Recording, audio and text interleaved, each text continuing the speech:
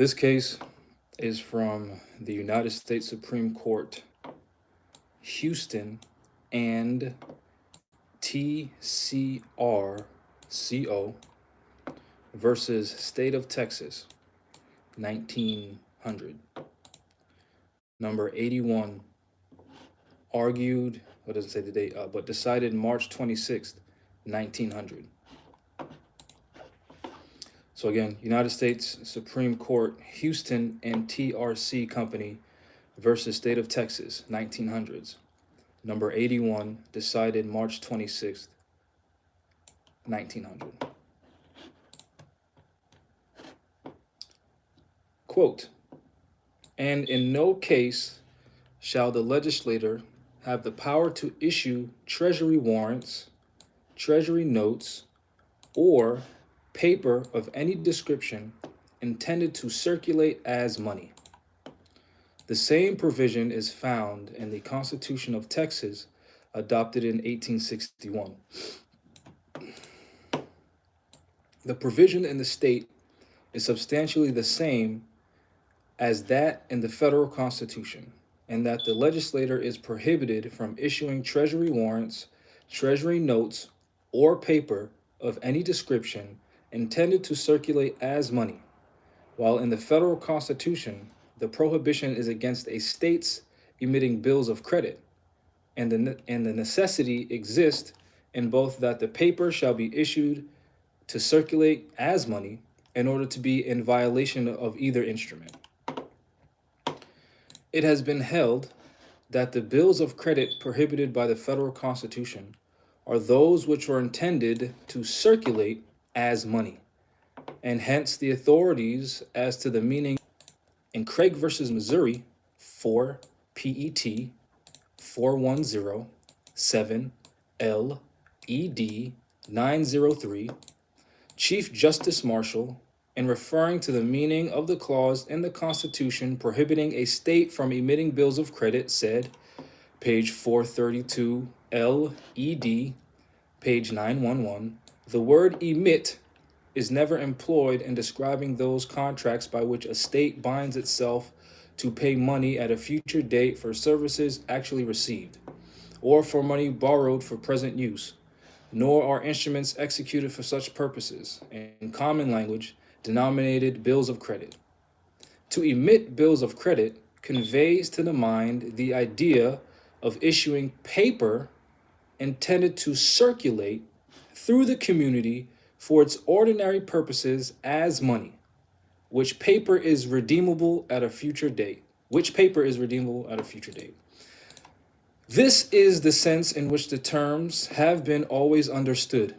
It is true that the court in the Craig case held that the certificates authorized by the state of Missouri were void because they were, in effect, bills of credit.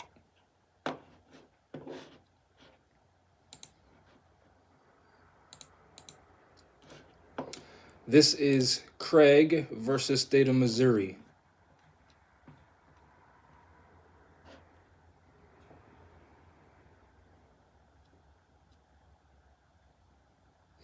Quote, Congress had no express authority to issue treasury notes. What is a bill of credit? What did the Constitution mean to forbid? In its enlarged and perhaps its literal sense, the term bill of credit may comprehend any instrument by which a state engages to pay money at a future day, thus including a certificate given for money borrowed or promissory note. To emit bills of credit conveys to the mind the idea of issuing paper intended to circulate through the community for its ordinary purposes as money, which paper is redeemable at a future day. This is the sense in which the terms have always been understood. Such a medium has been always liable to considerable fluctuation. Its value is continually changing, and these changes, often great and sudden, expose individuals to immense loss, are the sources of ruinous speculations, and destroy all confidence between man and man. To cut up this mischief by the roots, a mischief which was felt through the United States and which deeply affected the interest and prosperity of all, the people declared in their Constitution that no state shall emit bills of credit. If the prohibition means anything, if the words are not empty sounds, it must comprehend the emission of any paper medium. The history of paper money has been referred to for the purpose of showing that its great mischief consists in being made a tender, and that, therefore, the general words of the Constitution may be restrained to a particular intent. It has been long settled that a promise made in consideration of an act which is forbidden by law is void.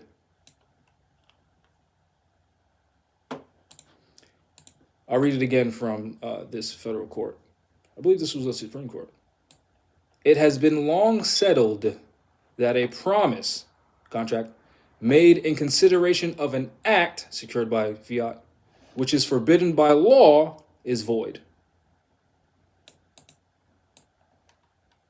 It will not be questioned that an act forbidden by the Constitution of the United States, which is the supreme law of the land, is against the law.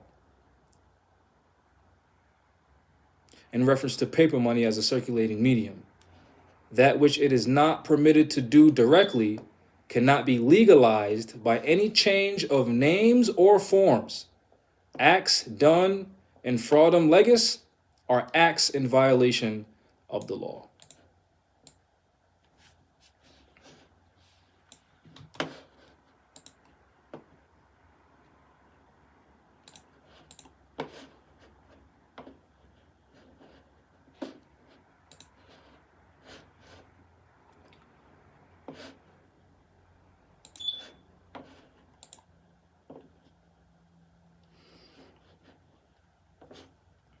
The history of paper money has been referred to for the purpose of showing that its great mischief consists in being made a tender.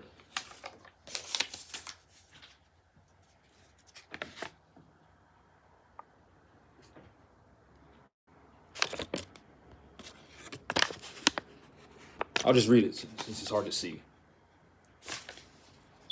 This note is legal tender.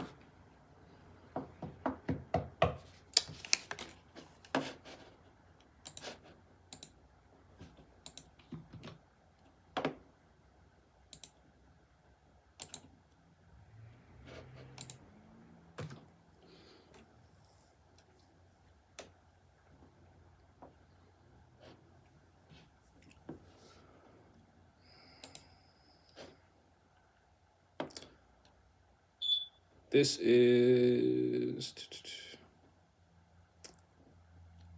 caselaw.findlaw.com.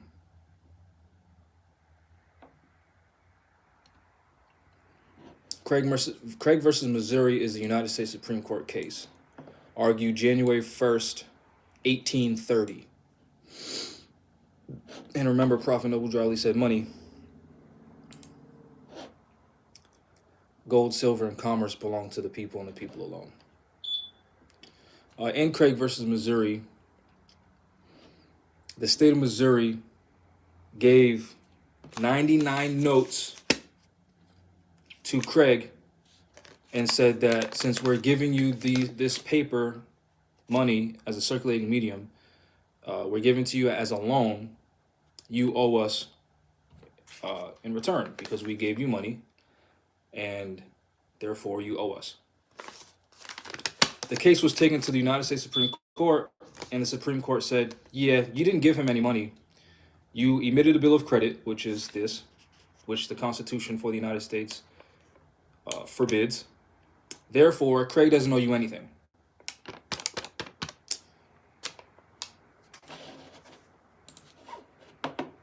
It has been long settled that a promise made in consideration of an act which is forbidden by law is void.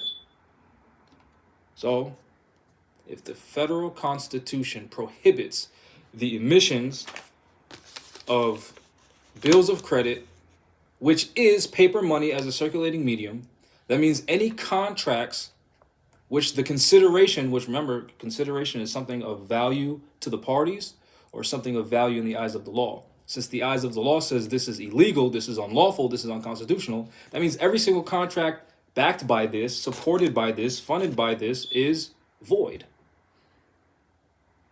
Okay, hold on.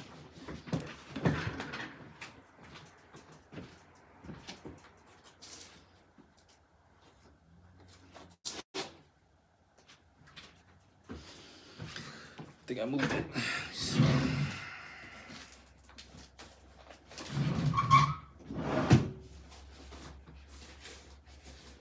don't know where I put it.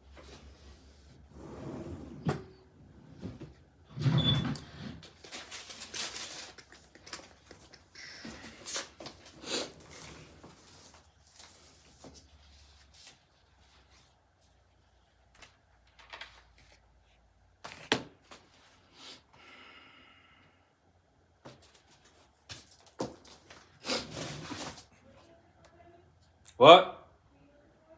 Nah, I found it. From the Library of Congress.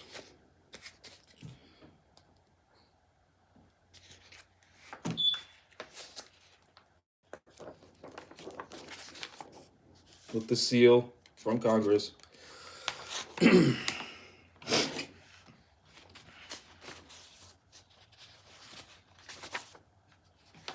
United States Supreme Court.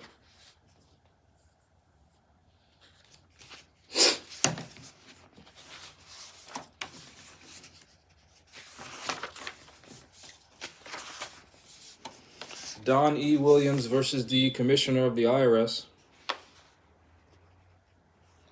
Enumerated paragraph E. A promissory note. Promissory note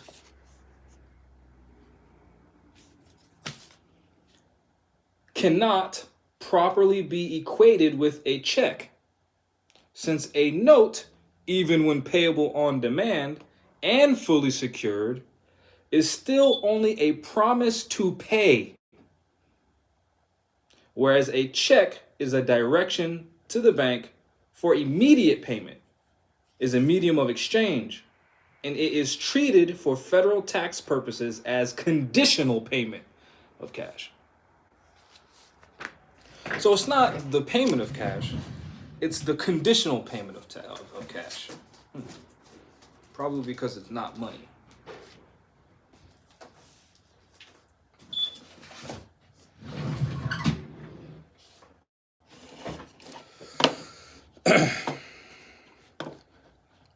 United States Supreme Court, Craig versus State of Missouri, 1830, number 44, decided January 1st, 1830. A writ of error to the Supreme Court of the State of Missouri.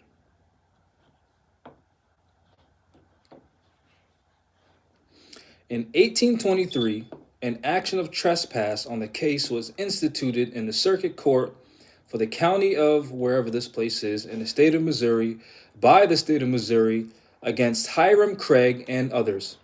The declaration set forth the cause of action in the following terms.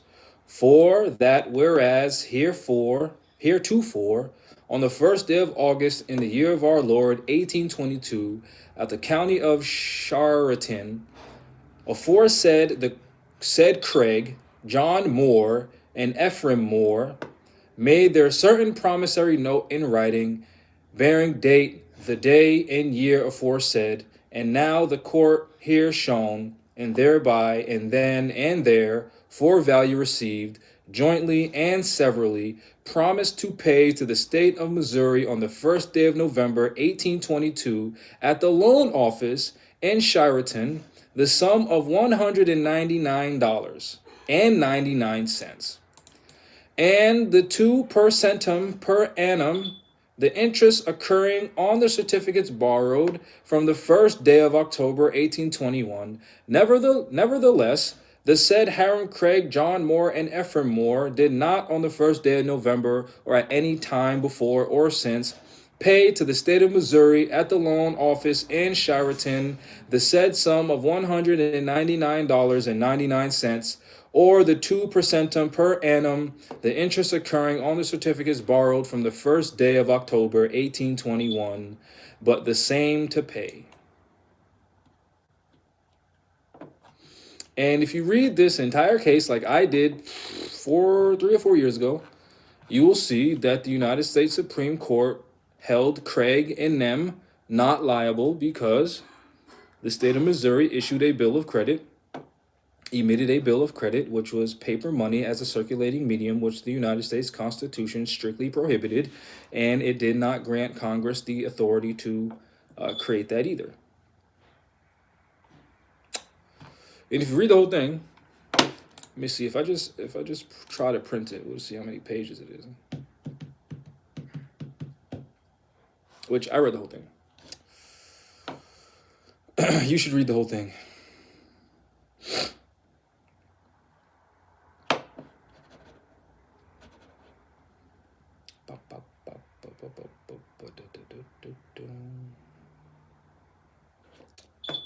It is...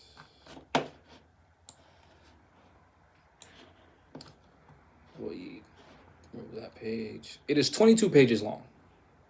It's only 22 pages.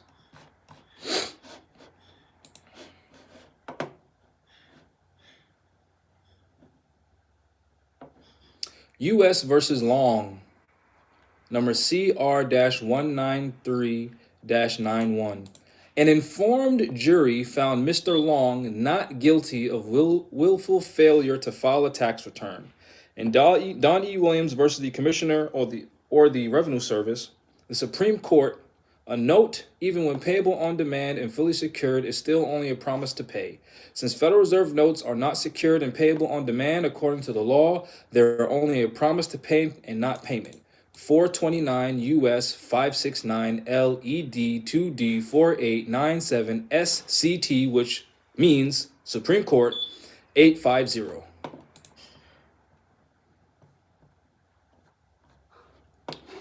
United States Supreme Court, Legal Tender Cases, 1870, number 43, decided December 1st, 1870.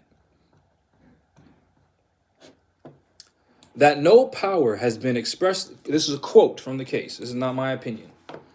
Quote, that no power has been expressly conferred upon Congress by the Constitution to make the treasury notes of the government a legal tender between private individuals in discharge of pre-existing debts must be admitted.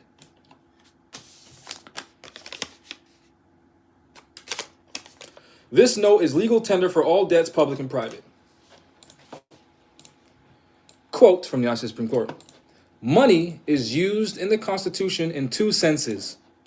In the second subdivision of the section relating to the powers of Congress, the Constitution speaks of the power to borrow money. And there the word must be used in the larger sense of strict money or of anything received instead.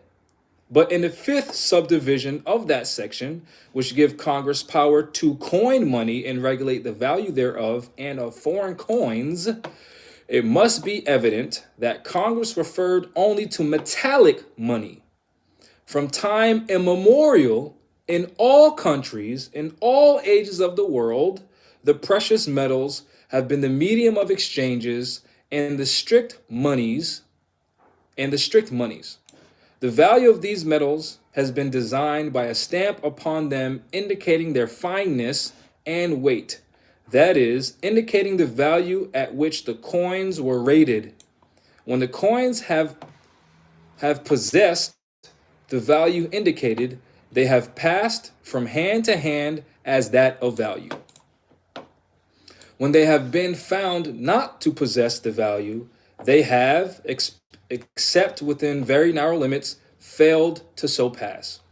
Not only has money meant metallic money, but upon looking at the public history of the times, which this court has established as a proper guide to the construction of the Constitution, we find that in the history of the country, there was no period in which money was more distinctly understood and meant to be and meant to be hard money than at the period when the Constitution was framed and adopted. Its framers had just passed through all the horrors of an unredeemed paper currency. Its framers had just passed through all the horrors of an unredeemed paper currency. The history of that currency had been, within the views of those who stake their property on the public faith, always freely given and grossly violated. The mischiefs of the various experiments that had been made were fresh in the public mind and had excited general disgust. With the bills of the government unredeemed indeed, become at least so hopelessly beyond redemption as to be entirely given up as worthless. Let's pause right there. Google.com.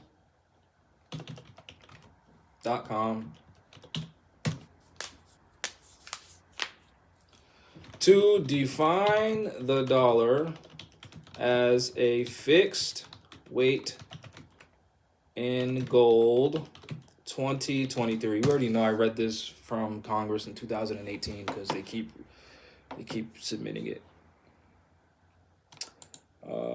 House Resolution 9157 from congress.gov/bill/117th-congress/house-bill 9157. Text.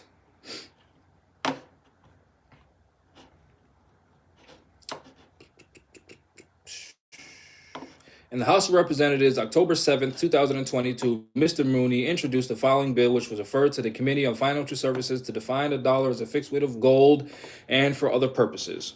The Federal Reserve note has lost more than 30% of its purchasing power since 2000 and 97% of its purchasing power since the passage of the Federal Reserve Act in 1913.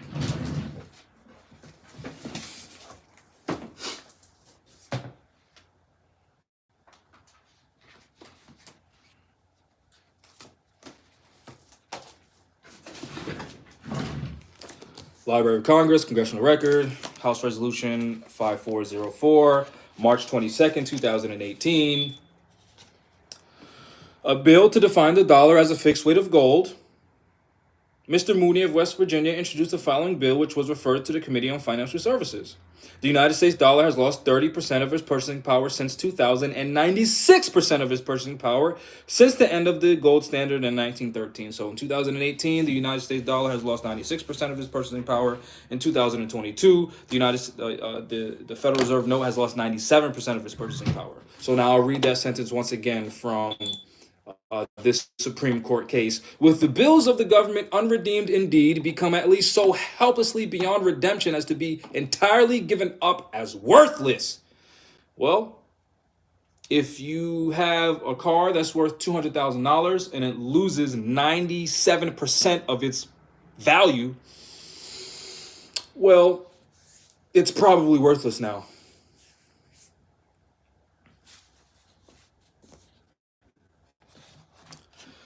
The country had returned for circulation to its specie currency, right?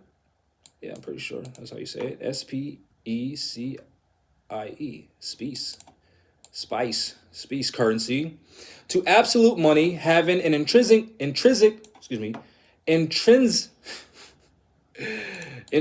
value, and neither had nor wished any other currency, but the context, as well as the word itself, shows that the power is confined to metals. This grant is not a grant to create money, but simply to coin money, a power that can be exercised only on money that admits of being coined. That is a bare power to strike coin, which was the phrase used in the Articles of Confederation as the equivalent of to coin money.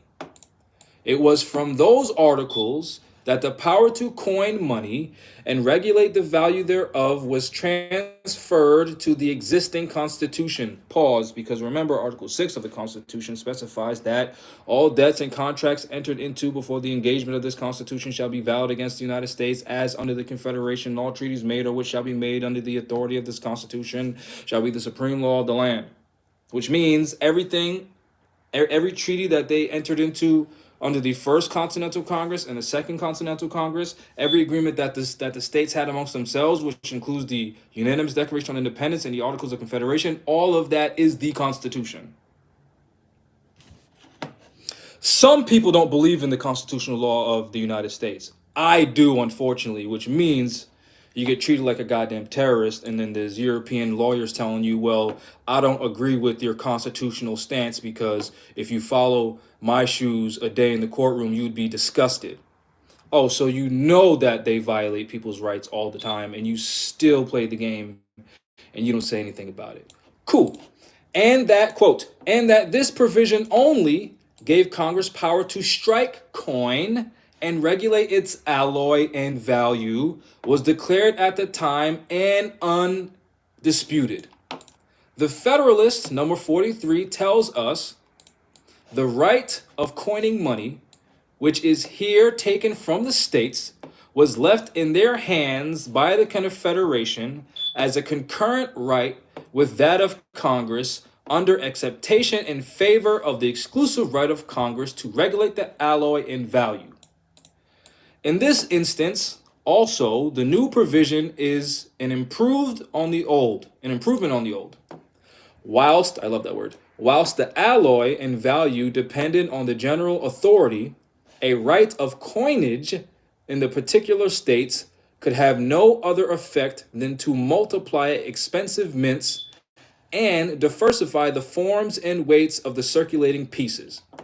Treasury notes have, as substance, no appreciable value. Let me say it one more time. Treasury notes have, as substance, no appreciable value.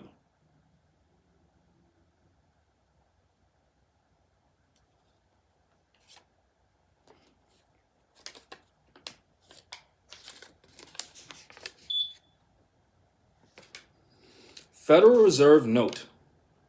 Treasurer of the United States. Treasurer of the United States. So this is a Treasury note.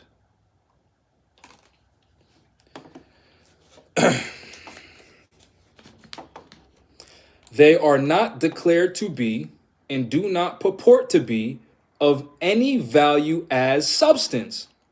They are not stamped with any intrinsic value. They are not, so far as they possess value, things at all, but only things in action. The material holds the evidence of the promise, but it is the promise, and the promise alone, which is, and which purports to be of value. One dash of the pen across the signature of the Treasury of the United States at their foot, and the note is not a Treasury note. Not a thing in action, not a matter which bears the government stamp of value, not $10 at all, but a worthless rag of paper, once used to hold a promise, now canceled. If, therefore, money, in the phrase to coin money, can be considered as embracing other substances besides those precious metals alone in the use throughout all the world as coin, nonetheless would it remain that to utter promises to pay money would be not to be coining or to coin money.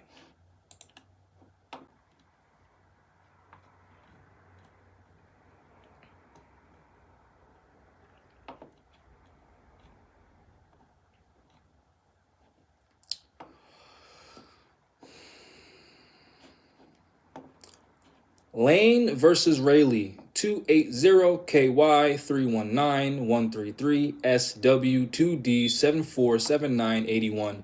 In usual and ordinary acceptation, it means gold, silver, or paper money used as a circulating medium of exchange and does not embrace notes, bonds, evidences of debt, or other personal or real estate. Now, the difference between these two things is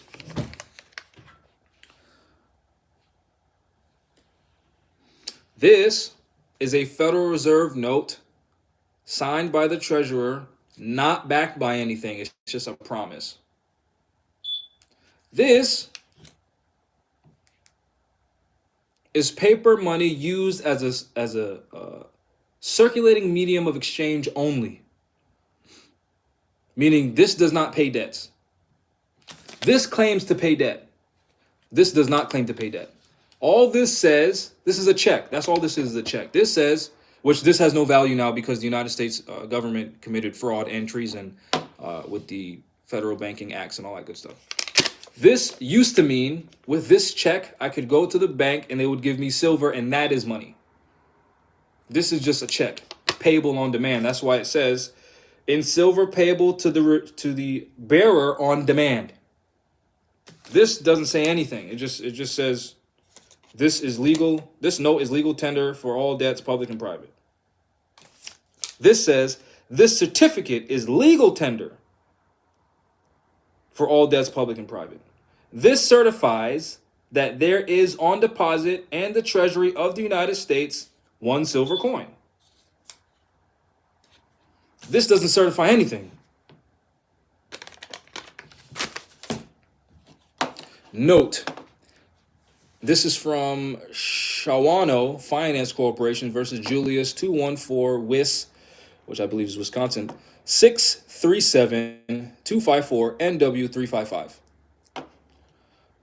Note, a unilateral instrument containing an express and absolute promise of signer to pay to a specified person or order or bearer a definite sum of money at a specified time.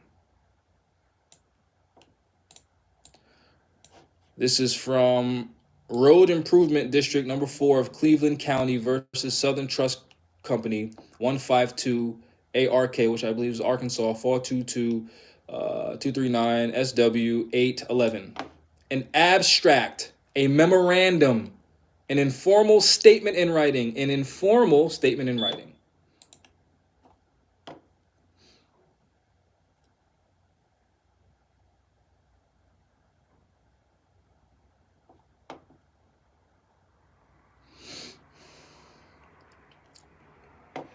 Consideration. This is from Petson J. in Langed Cell Cask Country 168. Consideration is not to be confounded with motive. Consideration means something which is of value in the eye of the law. This is of value in the eyes of the law because it's worth silver. This has no value within the eyes of the law. Obviously, in 2022, Congress just said this has lost 97% of its value. Silver cannot lose 97% of its value if it's 0.99999 fine silver. It's still and always going to be silver. Even silver in its liquid form is still silver and can be transformed back into a solid metal and still have the full entire value of silver. This, if you wet it, just make paper mache, I guess. You hear the stories, all the, drug dealers have a bunch of money, they bury it, and then it gets moldy, and all the money's worthless now because it ain't money. When have you ever heard of someone, as a matter of fact, there's a pawn shop up the street that they found old pirate silver in the bottom of the ocean. That's hundreds of years old, and it's actually worth more.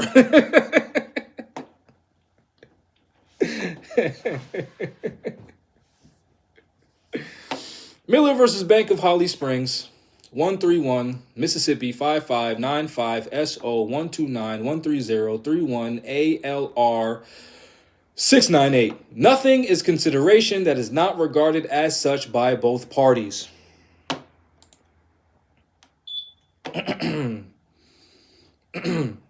Legal consideration, Sampson versus Swift. 11 VT, which I believe is Vermont, 315. One recognized or permitted by the law as valid and lawful. According to the law, this is not valid or lawful, which means it's not legal consideration. Which is why it says that all agreements considered upon things that are void or unlawful in the government within constitutional laws of the government are void contracts, void agreements. Yeah, my mouse stopped working. Okay, that's cool. Maybe it'll work eventually, I guess.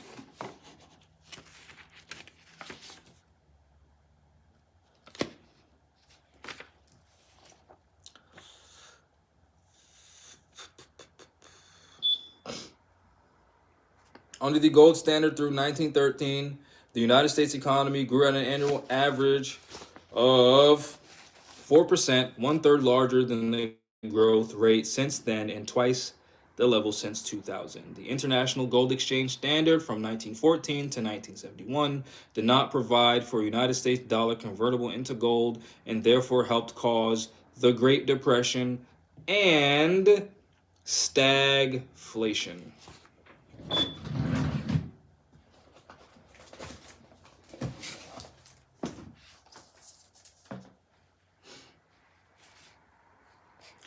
Paper boy, all about my paper boy. Paper.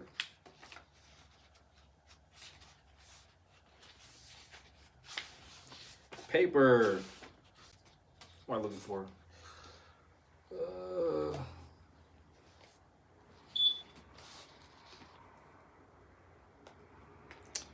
This is what I'm looking for.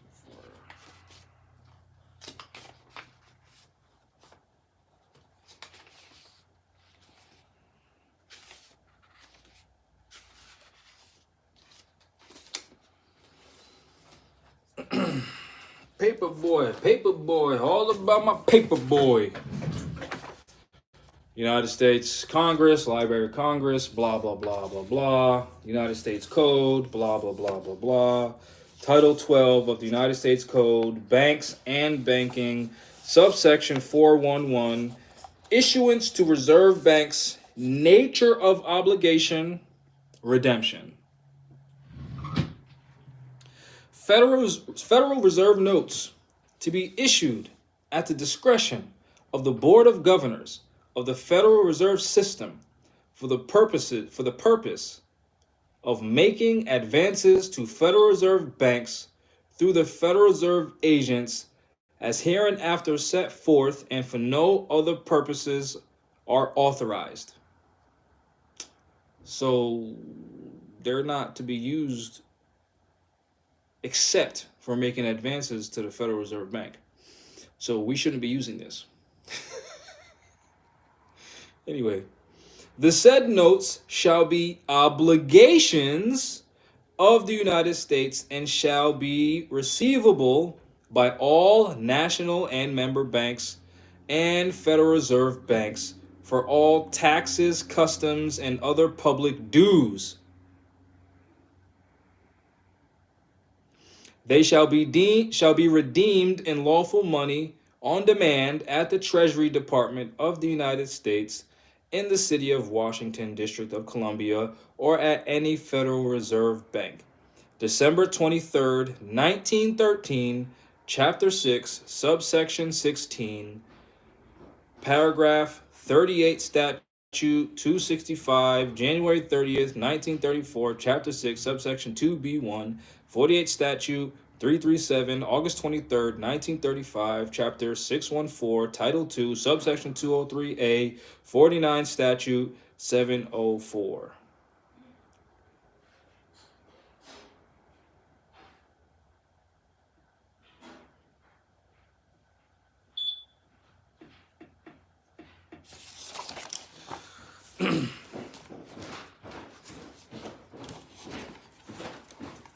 You all right? Huh? Oh, look, my mouse works. It's for me, yeah. It's for me. Thank you. Paper boy. Yes. Thank you. All about that paper boy. Paper boy. Paperboy. This is again House Resolution 9157, October 7, 2022. Mr. Mooney introduced the following bill, which was referred to the Committee on Financial Services to define the dollar as a fixed weight of gold and for other purposes. At times, including 2021 and 2022, Federal Reserve actions helped create inflation rates of 8% or higher, increasing the cost of living for many Americans to untenable levels. American families need long-term price stability to meet their household spending needs, save money, and plan for retirement. The Federal Reserve policy of long-term inflation has made American manufacturing uncompetitive, raising the cost of United States manufactured goods by more than 40% since 2000, compared to less than 20% in Germany and France. Since 2000, United States manufacturing employment has declined by at least 25% after having maintained steadily at nearly 18 million jobs for more than 30 years. The American economy needs a stable dollar, fixed exchange rates, and money supply controlled by the markets, not the government. Prophet Noble Darley said money, gold, silver, and commerce belong to the people alone. The gold standard puts control of the money supply within the market instead of the Federal Reserve, discourages excessive deficit spending, and encourages the balancing of federal budgets. The gold standard means legal tender defined by and convertible into a certain quantity of gold. Under the gold standard through 1913, the United States economy grew at an annual average of 4%, one-third larger than the growth rate since then, and twice the level since 2000. The Federal Reserve's trickle-down policy of expanding the money supply, inflation, has primarily enriched the owners of financial assets, while it has endangered the jobs, wages, and savings of blue-collar workers, lower-class citizens. Restoring American middle-class prosperity requires change in the monetary policy authorized to Congress in Article 1, Section 8, Clause 5 of the Constitution. And what did the Prophet Noble Drew say? You'll be securing nothing else until you're securing your finances. So why are Moors talking about the right to travel and not this?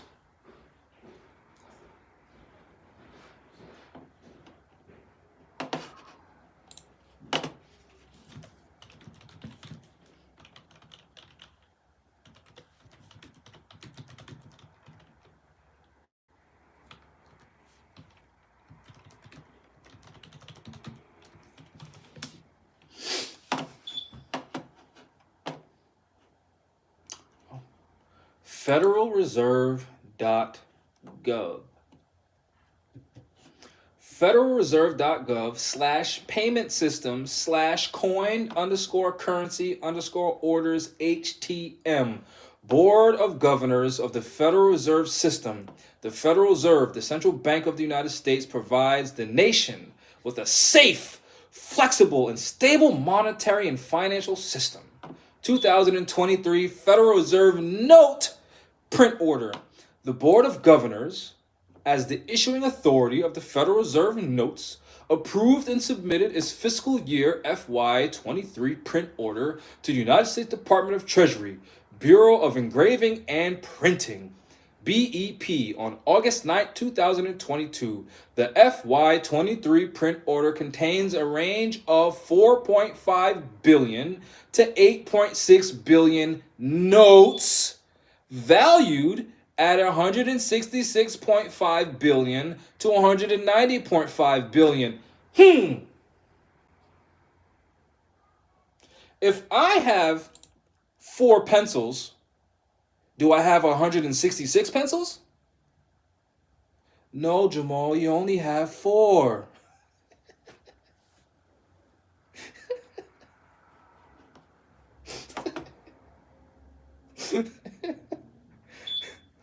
All right. Imagine a balloon, right? I'm I'm not going to use any physics. I'm not going to use any terms within physics. Just imagine a balloon. I have to use some, but anyway, imagine a balloon, right? Jojo, never mind. I'll get a balloon.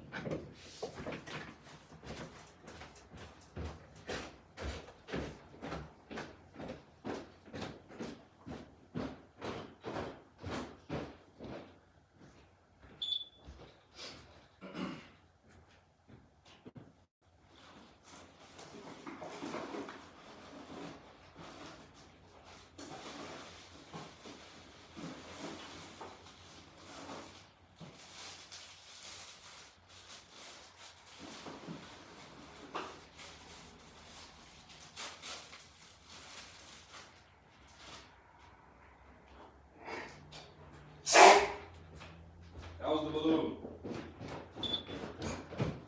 Nothing.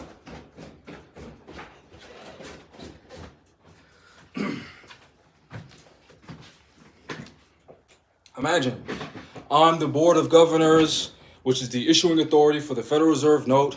Here's our $4.5 billion.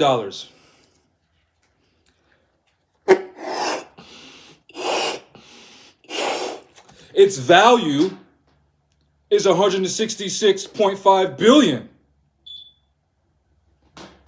It's the same balloon, made out of the same material. All I did was what? Inflate it. Inflation. Now imagine if I keep doing this until it gets bigger and bigger and bigger. What's going to happen? Someone tell me what's going to happen if I keep adding air to this. Infinitely. What's going to happen? I know you know. I know you know the answer. If I keep adding air, what's going to happen to this balloon? What happens to balloons when you keep adding air to it? Someone tell me what happens. It pops.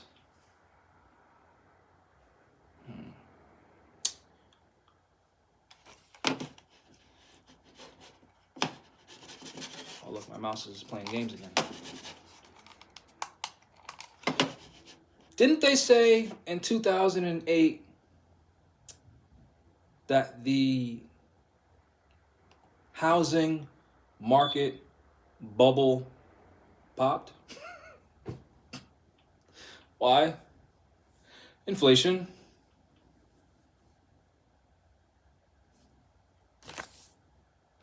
Can you make one of this into 7 of these? No, it's only one. Matter cannot be created nor destroyed. So if this thing is already 1, I can't make it 2. This is not a living thing. This can't be procreated. This is not alive.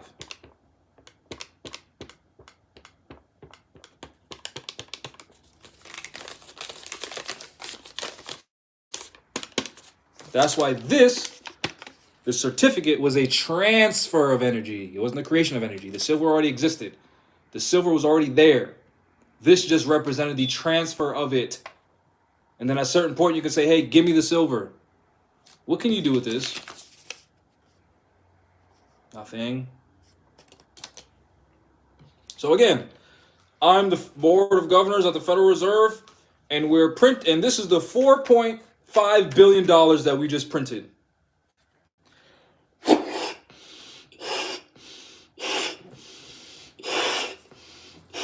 It's valued at $166.5 billion. Hello? Hello?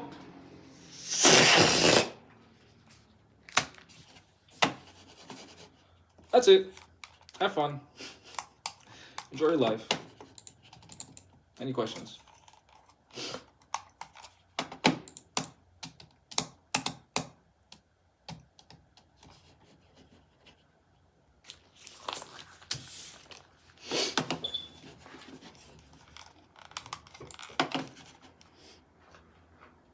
If you don't have any questions, I'll ask you a question.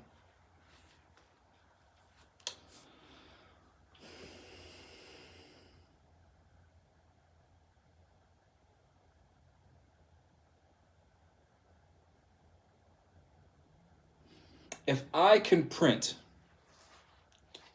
4.5 billion Jamal dollars,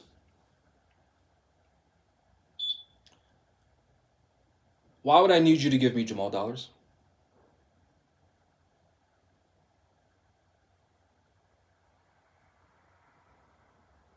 I wouldn't need to. I wouldn't need you to give me the thing that I could just press print and then a lot of the Jamal dollars come out. Which means I couldn't say, all right, hey, if you want me to repair your house, you have to give me Jamal dollars. Want to know why I wouldn't be able to say that? Because I can just print as many as I want.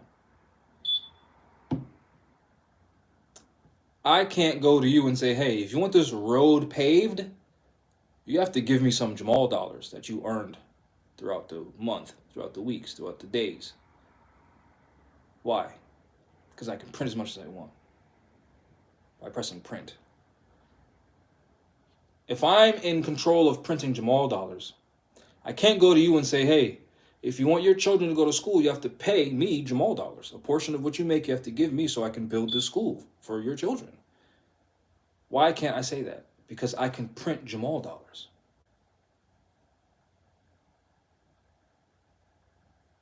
Oh!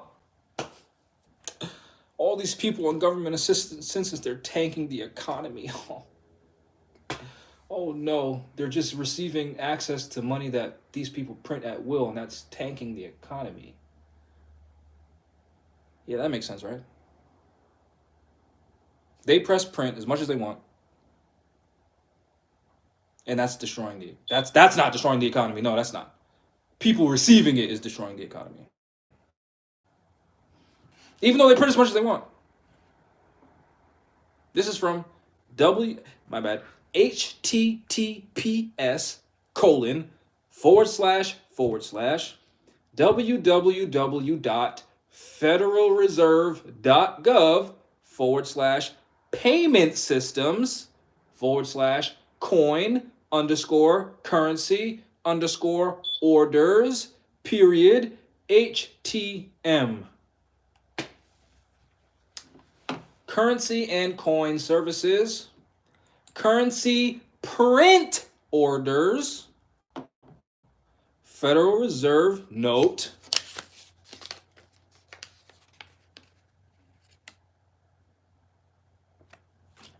print order. The Board of Governors, as the issuing authority for Federal Reserve notes, approved and submitted its fiscal year 2023 print order to the United States Department of Treasury, Bureau of Engraving and Printing, BEP, on August 9th, 2022.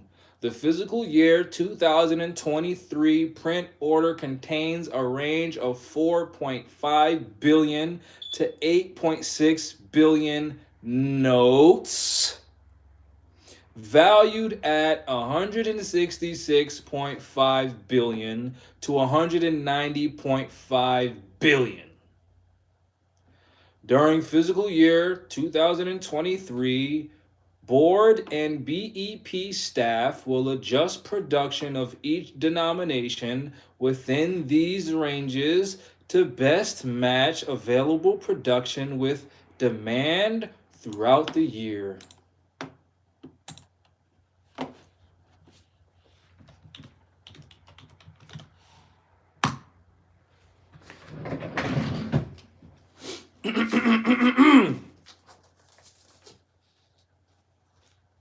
Oh, I don't have to do that.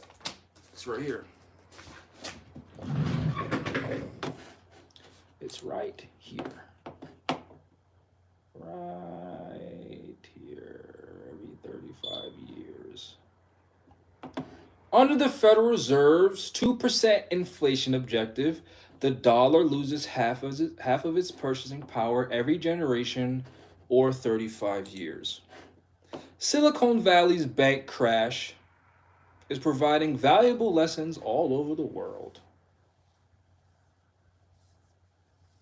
Silicon Valley's bank collapse may be a blessing in disguise. Silicon Valley's bank demise tightens spigot on $30 billion of venture lending. Bank stock crash deepens, Dow sinks 400 points as top banks shed another blank. Oh my God, all these banks are crashing. Oh no. All the bank is crashing and now it's being controlled by the Federal Reserve. What do you mean now? If you look up, I already read all this. I'm not going to read it again. Watch the videos. 1933, the fake banking emergency. The federal government took control and seized power of all the banks. Why do you think they have FDIC insurance or whatever the heck it's called? They're regulated by who? The Federal Reserve. They created a monopoly. Monopoly money. That's why when you Google search monopoly money and Federal Reserve notes, they're the same color.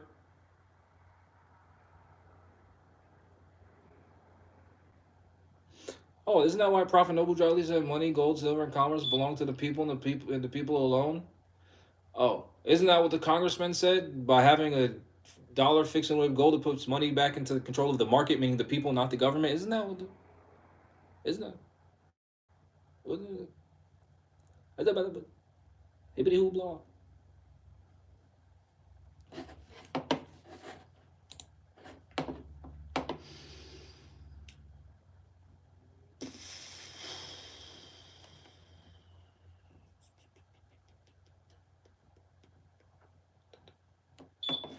Nolan Company versus Maryland Casualty 38F SUPP 479. A debt is not paid by the giving of a note. Fidelity Savings Bank versus Grimes 131 P2D 894. A note is only a promise to pay and not payment. MRS 195C 188 Section 124 and 125. A check payable in notes is an altered instrument and void.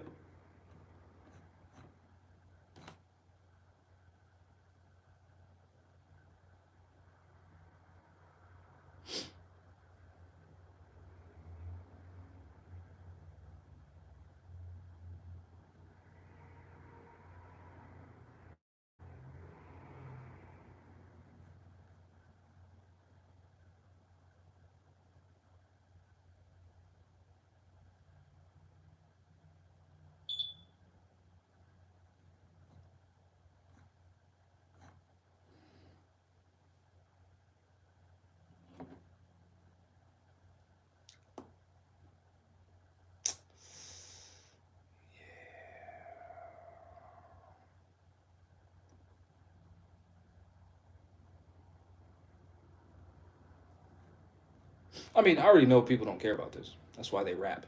I'm gonna go to the studio,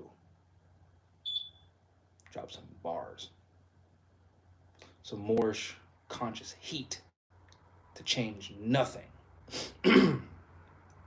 That's gonna save us, though.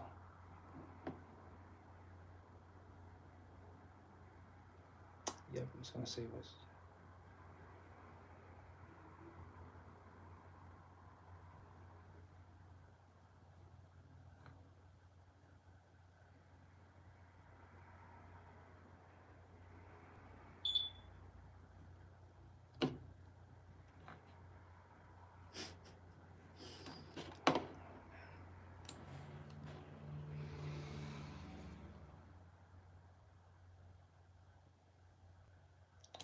Oh, this is kind of related to.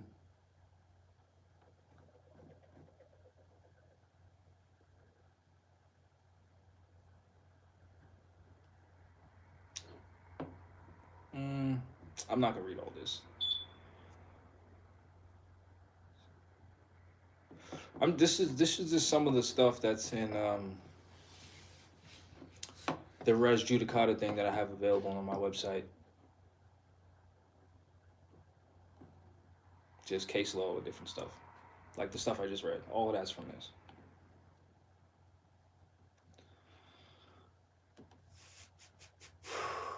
Some of the stuff, not a lot of people know about, like the Craig versus Missouri. I had to find that on my own through reading. You don't care about that.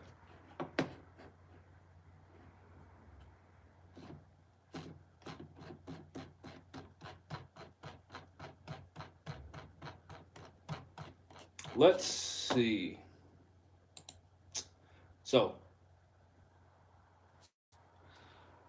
this congressman said that the United States dollar loses half of its value every generation or every 35 years.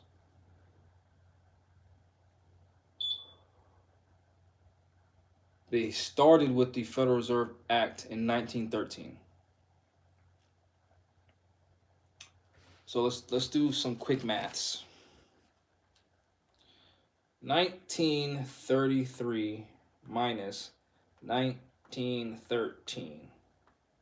That's 20 years. That's approximately 30. That's a generation.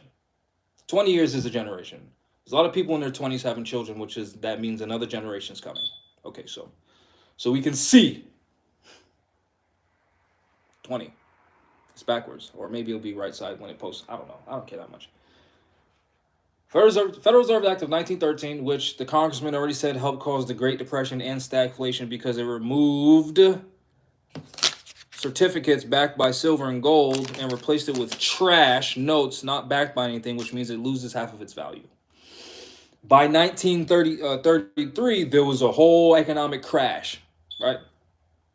So let's do 1933 plus, let's do 35 years. That will lead to 1968. So let's Google search economic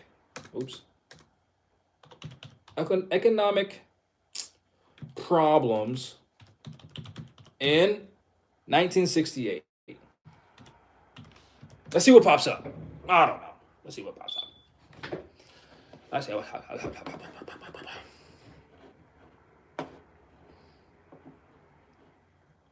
This is from U.S. economy in 1968. Significant declines were recorded in both the inflation rate and interest rates. That, I don't know why it threw me off for some reason. Interest rates. So there was inflation.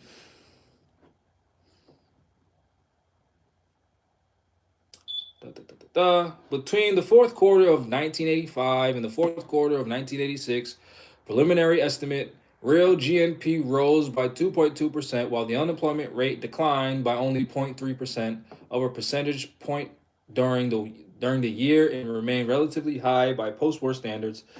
The unemployment population ratio for persons over 16 years of age reached a new post-war peak of 61.3% at the end of 1968, given the impact of declining oil opportunities. The inflation rate, measured by the Consumer Price Index, turned negative in the first quarter. Over the entire year, the CPI rose by only 1.1%, the lowest inflation rate in more than 20 years. Nominal interest rates fell sharply early in the year, and by year end, some of these words are put together when they shouldn't be. We're near the lowest levels for the year since 1977, right? 1968. I don't know why this is. Oh, because I put 1986.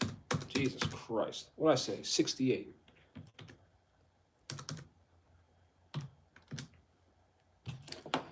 The economic crisis began in March of 1968. A chronic U.S. balance of payments deficit, exacerbated by an increase of imports from Europe and a surge in U.S. tourists spending their money overseas caused by an increase in dollars heading abroad. This weekend confined confidence in the dollar, causing inflation. This weakened confidence in the dollar, causing inflation. Okay, so let's add another 35 years. So 1968 plus 35 is 2003. Oh, wow. What happened in 2008? The market crashed. So let's do economic problems in 2003. Remember, it's an estimate. Every generation or 35 years is an estimate. 2000 energy crisis. 2003 to 2009 oil price bubble. Bubble inflation. Subprime mortgages crisis. U.S. 2007 to 2010. United States housing bubble and United States housing market correction. We already know about the housing. Well, some people don't. A lot of people don't. But again, another crash. So let's do 2003 plus 35. 2038. Well, we ain't there yet. But how many times has the government shut down because of lack of finance? Even when I was in the military under President Obama, what happened? The government shut down. Why? Because they said it was broke. What happened when Donald Trump was president? The government shut down and he was feeding congressmen McDonald's. Why? Because they said it was broke. COVID hit. What happened? Oh, the market's crashing because there's a disease. So Congress is telling you, oh yeah, by the way, we're causing this. But then, since they know people don't watch C-SPAN, people they're not interested in politics at all because they twerk, they rap, they're at the strip club, they're at the regular club, they are partying, they're pain away, smoking their pain away, drinking their pain away, and then excusing it as it's meditative. It helps me get in the zone. So they're not paying attention to anything else, and they're all LeBron James beat so-and-so's record with the thing and the this and the that.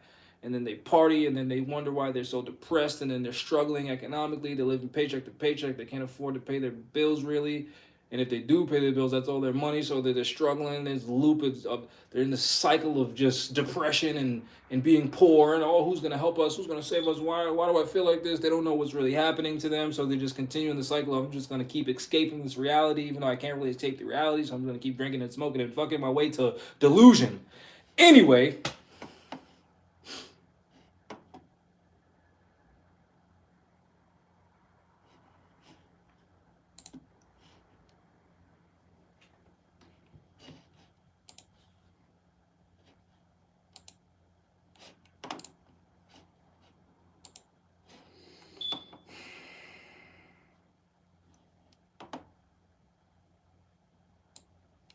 according to the United States Supreme Court,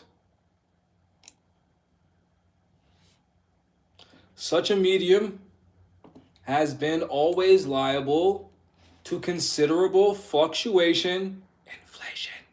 Its value is continually changing, and these changes, often great and sudden, expose individuals to immense loss, are the source of ruinous speculations, and destroy all confidence between man and man. To cut up this mischief by its roots, a mischief which was felt through the United States and which deeply affected the interest and prosperity of all the people, declared in their Constitution that no state shall emit bills of credit. If the prohibition means anything, if the words are not empty sounds, it must comprehend the omission of any paper medium. The history of paper money has been referred to for the purpose of showing that its great mischief consists in being made a tender, and that therefore the general words of the Constitution may be restricted to a particular intent. It has been long settled that a promise made in consideration of an act which is forbidden by law is void. It will not be questioned that an act forbidden by the Constitution of the United States, which is the supreme law of the land, is against law. That which is not permitted to do directly cannot be legalized by any change of names or forms. Acts done in fraudum legis are acts in violation of law. Craig versus the State of Missouri, the United States Supreme Court.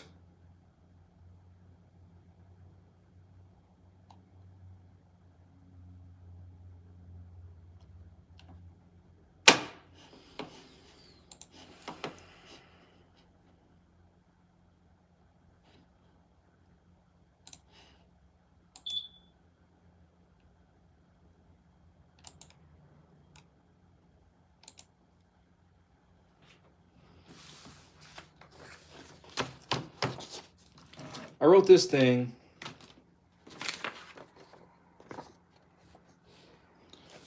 I'm just going to read it. I know you don't care, but I care, so I'm going to read it. I know most people aren't going to do anything about anything. This is just good information. And oh, yeah, I get to use this information to have conversation with other people to make it seem like I know more than them so that way I can feel better and make myself seem better than them in a system where I'm still oppressed and they're also oppressed. So I know most people don't really care. Anyway, Rise of the Moors' official opposition to Rhode Island Senate Bill 308 authorizing municipalities to establish rules and regulations and issue licenses for short-term rentals. https://ri/bill/s0308/2023 and https://webserver.rilegislator.gov bill text 23/senate text 23/s0308.pdf. According to the common law principles of Article 1, Section 10 of the Constitution and Article 20 on the Declaration of Human Rights, there are no laws which require anyone to have any license, permit, or the like in order for them to conduct business legitimately on their own land. According to Henry Campbell Black's Law Dictionary, which can be found in the Law Library of Rhode Island Supreme and Superior Court, the word license means permission. It is also defined as a special privilege upon which the lack of a license, the conduct so sought to be engaged in, would be illegal. There is nothing illegal about short-term rental agreements. There is also no law in existence that states short-term rentals fall within the meaning of special privilege and they therefore cannot be licensed. What the state is seeking to do is convert the right to liberty into a crime and create legislation that in essence states that without having a license in our immediate possession, the licensee is not allowed to conduct the business or acts associated with the license, thus restricting one's ability to provide for their family, which is repugnant to the Constitution of the United States and the Constitution of the several states. Senate Bill 308 aims to empower the cities and towns the ability to grant and issue licenses regulating the establishment and use of short-term rentals. With such licensing powers, the cities will also be able to conduct annual inspections, attach licensing fees per bedroom, and require the owner to forfeit their personal information, which is a violation of our Fourth Amendment right to privacy. In the United States Supreme Court case, Gibbons versus Ogun, it was stated that the people are not the subjects of commerce, and not being imported goods, they do not fall within the meaning founded upon the Constitution to regulate commerce. Therefore, the states are prohibited from imposing a duty on them. A license tax or license fee is a duty, and since they are a duty, it cannot be placed upon the people in their private affairs. These rental agreements are private agreements between two human beings who are not the subject of commercial regulation, and this form of human association and intercourse falls outside the realm of governmental powers. The Constitution guarantees an individual's right to association by imposing a license tax, inspection into a private home, and inspection into a private person's affairs. The government is violating that constitutional guarantee. If a family or individual is struggling to make ends meet, and the only asset that they have to make money to support their loved ones is a spare bedroom, the government has no right to regulate or tax that person. That individual would now be subject to adding on an additional annual fee of up to $250 to their expenses, be subject to searches of their property without a warrant, and provide on-site parking. The government has no constitutional or other special power to regulate how individuals associate with each other. The constitutional power to regulate commerce can only apply to corporations. There is a vast distinction between a corporation renting short-term for profit only and a private individual renting short-term to feed their families. The former is subject to regulation, the latter is not. In the United States Supreme Court case Murdoch versus Pennsylvania, the court clearly states that no state shall convert a liberty into a privilege, license it, and attach a fee to it. Senate Bill 308 aims to do just that. It converts a private individual's right to feed their families into a privilege. A license is attached to it, and if a struggling individual does not comply to said license, then they are punished with fees. Private individuals are often not subject to corporate bailouts when times get rough. COVID-19 was a testament to that, where many families were forced out of their homes because they could no longer afford to pay rent. Many families' savings grace was short-term rental agreements. Both the families unable to pay their long-term rental agreements and the private persons renting an extra bedroom in their home benefited from this private relationship. The government has no interest in this affair. If it did, individuals would have been bailed out to stimulate the economy and not mega corporations like airports. If an individual has a problem with the space so rented, then it is a private grievance between private individuals. When a complaint is filed with the courts regarding a short-term rental agreement, it then becomes public and falls within the scope of government powers. Then and only then can the government butt its nose in private affairs. Even so, according to the Four Corners rule, the judge will only be able to make a decision based on the contract so agreed upon by the parties and schedule an inspection of the space so rented if the claim asserts inhabitable conditions. This preserves the individual's right to contract, right to negotiate, and the ability to leverage terms and conditions. This creates a natural competitiveness within the short-term rental market.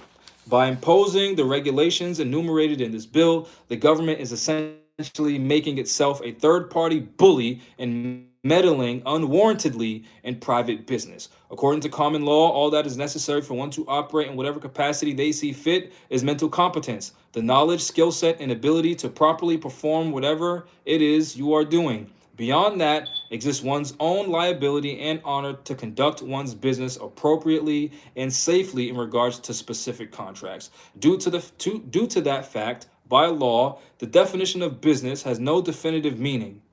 No state, according to its constitution, has the authority to restrict, regulate, or prohibit any individual from conducting businesses that is not a threat to public safety. By attaching a license to short-term rental agreements, it changes the status of an individual's private business into commerce, which is accessible to the public. As an example, a user on Airbnb can reject an individual based on the history of prior rentals. This may include a history of them trashing the space that they rent. It serves as a way to protect an individual's private assets. This is a right of private business and association. On the other side, which is commerce, anyone with money can rent short-term space from a hotel or a motel. They do not turn people away no matter what their history is of trashing rental space, because they are conducting commerce for one reason and one reason only: profit.